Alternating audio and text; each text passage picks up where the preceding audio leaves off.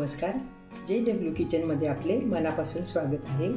आज आपण कैरीचा गुळांबा करणार आहोत। त्यासाठी येथे मी तोतापुरी म्हणजेच कलमी कैरी पाण्याने स्वच्छ धुवून पुसून घेतली आहे। ही कैरी कमी आंबट असते, त्यामुळे गूळ कमी लागतो। 1 बाउल गूळ बारीक करून घेतला आहे। अर्धा चमचा वेलची पावडर, 3 ते 4 लवंगा व दालचिनीचे तुकडे, चवीनुसार किंचितसे मीठ। कैरी मी धुवून पुसून घेतली आहे। कैरी पाण्यात अर्धा तास भिजत ठेवायची, म्हणजे बाजूचा सगळा चीक निघून जातो। ही कैरी आमच्या बागेतलीच आहे। आपण सर्व साल काढून घेऊ। छान टणक कैरी मस्त। अशा प्रकारे आपण सर्व कैरीचे साल काढून घेऊ।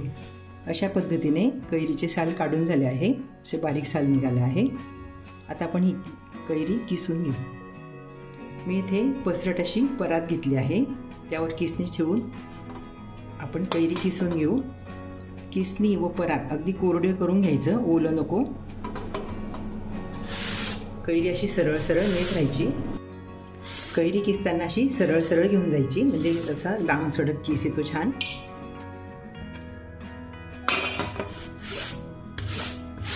अशा पद्धतीने कैरी सर्व बाजूने फिरवून अशी किसून घेऊ आपण। कैरी सर्व बाजूने फिरवून मी किसून घेतली आहे। अशा प्रकारे किस पडलाय छान। कैरीचा किस आपण ह्या बाउलमध्ये टाकून मोजून घेऊ। जितका किस असेल तेवढाच आपण गूळ घेऊ। हा गुळांबा मी माझ्या सासूबाईंच्या पद्धतीने बनवते। छान वर्षभर छान टिकतो।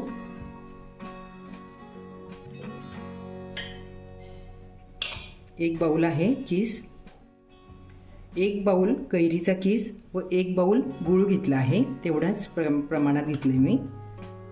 इथे मी स्टीलची कढई घेतली आहे, त्यात आता कैरीचा किस टाकून घेते।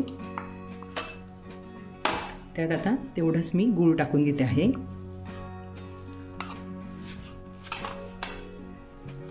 गूळ व कैरीचा किस छान मिक्स करून घेऊ आपण। गूळ व कैरीचा किस मिक्स करून झाला आहे। मी आता गॅस सुरू केला आहे। कमी गॅसवर आपण असं सारखं हलवत राहू, म्हणजे कैरीचा किस कढईला चिकटणार नाही। कैरीचे कुठलाही पदार्थ करताना स्टीलचीच कढई वापरायची।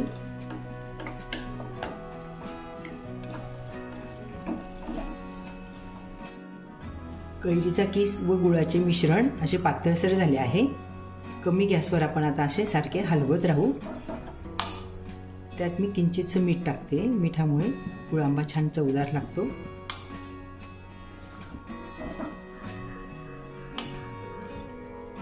लवंग व दालचिनीचे तुकडेही टाकून घेते आहे। दालचिनी व लवंगमुळे पण गुळांबा खूप छान चवदार लागतो।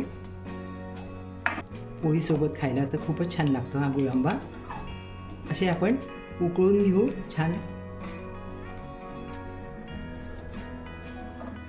कमी आचेवर गुळांबा छान शिजतोय, मस्त घट्ट पण झाला आहे।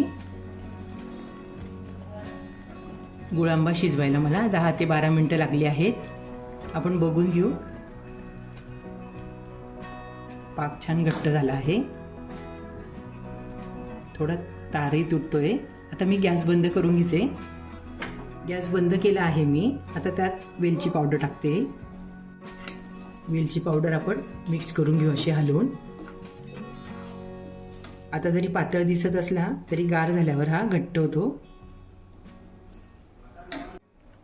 गुळांबा मी आता बाउलमध्ये काढून घेते आहे।